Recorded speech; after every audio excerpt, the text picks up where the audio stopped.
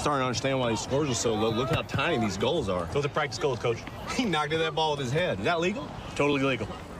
Hey, that's, wow, 3 points. No points. No points. Why not? It's got to go in. Come on, Rob, you got to get it in there to get 3 points. 1 point. They got like an application for... That is a 2013 promo for NBC Sports coverage of English Premier League soccer featuring Ted Lasso, a fictional American football coach learning a new game. Jason Sudeikis was fresh off a decade at Saturday Night Live when he and a pair of his longtime comedy partners came up with that character who, much to their ongoing shock and delight, has gone on to become an international icon. While developing Ted Lasso as a full series, Sudeikis gave the coach more depth than you saw there, emphasizing his optimism, kindness, and underdog spirit, themes that connected with viewers around the world when the show premiered in August of 2020, in the thick of COVID lockdowns and a divisive political climate. Now, 3 years after Sudeikis thought he had said goodbye to Ted for good, he and the cast are back for another season. Jason and I got together in New York this week for a Sunday sit-down and some darts.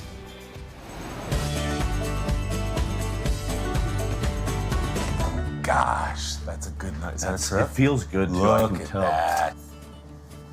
Oh! You have a dancer's elegance to your throat. You know what we could do is in the famous scene in season 1. Have you played a lot of darts, Ted? Which I would have answered, yes, sir. Do you think you could recreate that? With the power of editing, similar to the show, I can coach a Premier League team. That unlikely English Premier League football coach is an American named Ted Lasso. Fellas, I can watch you do this jaunty North Korean military thing you do all day, but I need a favor. Jason Sudeikis returns as the beloved title character for a new season of the hit Apple TV series even he did not see coming. If I told you, let's say like 3 years ago when you were coming off season 3, that you and I would be sitting here even talking about a season 4, Right. what would you have thought? That I was under litigation or something? that I missed something in the contract? Yeah, I mean, because you were pretty clear. 3-season arc. Yeah. Ted's home. Yeah. He did it. He's Yeah. back in Kansas City, back with his family. Yeah. That's it. Yeah. So in the intervening year or two, Right. what changed? Exactly, yeah. I would just hear the voices. I'd hear, Rebecca, Keeley, Roy, Ted, Higgins, Beard. Like, I just kept hearing them. And then I started hearing new voices like that where I was like, well, who are these people?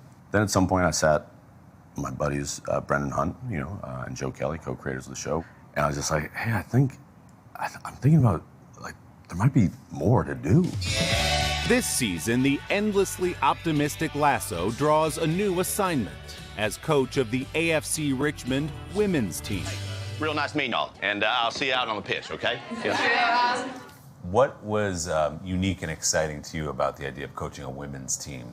We talked about other ideas, but nothing really felt as gooey, as juicy as what we sort of teased at the end of season 3, where Keeley presents Rebecca with that binder about the AFC Richmond women's team. I know how kick-ass little girls are, having one of my own, but also, growing up around a couple. Being an older brother to two wise, funny, silly, authentic, heartfelt women, well then girls, now women, is baked into like the enthusiasm for doing this new season. I gotta say, as an audience member, it's exciting because it still has all the things that we love about the show, but then there's this new energy to it. Yeah. And that's what it felt like to us on the inside too. I was like, oh, this is something old, something new, something borrowed, something blue. Yeah. The blue being Roy's language. Did you just come up with that? That was good. I did just come up with it. But that'll be the last time I use it.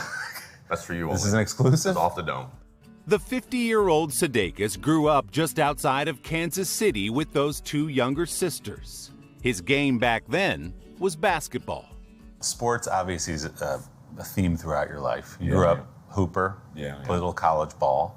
Community college, but You played. When does performance come into your life? This fella that I went to school with was like this thing called comedy sports. And they're playing like short form improv games. And I was like, well, this is fun. And then came audition and got in. And I would just pester him all the time. Hey, when are the next audition? When are the next auditions? And eventually, took a workshop there and got in. And I just loved it. I made a tremendous friend group there. It was the first time I'd had that experience outside of sports, but it's similar to sports where it was like, here's someone I look up to, maybe even a hero. Here's someone I'm going to learn from. They become a coworker, then they become a friend, then they become like a collaborator. And it's like that journey I've had numerous times in my life, and I recognized it and felt familiar through the sports aspect. In 2003, that journey brought him to Saturday Night Live, where he was hired first as a writer before joining the cast. I'm about to serve up a heaping spoonful of Maine justice, you hear? I'm so proud of our generation. We got Kristen, Andy, Bill, Forte, Fred, Seth, running the whole thing, Keenan. But then behind the scenes, you got Jost, you got Mulaney. Yeah. It's insane that I got to sort of be there. That's ours. That's ours now. That's ours. It's the hardest, best, worst, most everything job ever. Sudeikis left SNL in 2013, leaning into a movie career that included hits like Horrible Bosses and We're the Millers.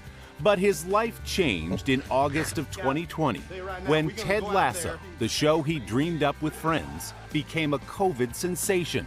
It has gone on to win 13 Emmys and an armful of awards for Sudeikis. And your response to our show has been overwhelming. I can't help but recognize the way it's moved folks. The tattoos and the bleep signs and places that I'd never in a million years would have thought. And I think people sometimes are too self-conscious to be like Ted Lasso, and he's almost like giving you freedom. It's okay to move through the world this way. He's a very sincere person. I think he's tremendously authentic. He accepts people where they are. I think that if you care about someone and you got a little love in your heart, there ain't nothing you can't get through together. You know what I'm saying? Because at the end of the day, it's just a silly, fun show. But then when a certain moment gets people and makes them feel seen or makes them, want to try or view something differently, it feels like a tremendous responsibility, and it's because it's bigger than me. One more round, winner takes all. Here we go. Oh, hell. We're just under it. Ooh. Yeah. 30. 55. That might have done it. Is that a triple? That's 36. Oh. 54, 50. 55. Did we tie? Seriously. That's so... We could not have done that if we tried. I was trying, and I would never have chosen that. Wow. I wanted 50. That's... You know what? I think it's appropriate. I agree. I've got no problem with that, dude. That's hilarious. A thrilling sudden death tie. The new 4th season of Ted Lasso is streaming now on Apple TV. A big thanks to our hosts at Jack Doyle's in Manhattan, where Arsenal fans like Jason watch the games. Don't forget to subscribe to the Sunday Sitdown podcast to hear the full extended interview with Jason Sudeikis, including much more on the global impact of Ted Lasso. You can find our conversation wherever you get your podcasts. And you can watch that full interview by subscribing to NBC News. Just scan the QR code to check it out on the app or online. Hey, thanks for watching. And don't forget, you can catch the Today Show every morning on NBC or take Today when you're on the go. Just follow the Today podcast on Apple Podcasts, Spotify, or wherever you listen.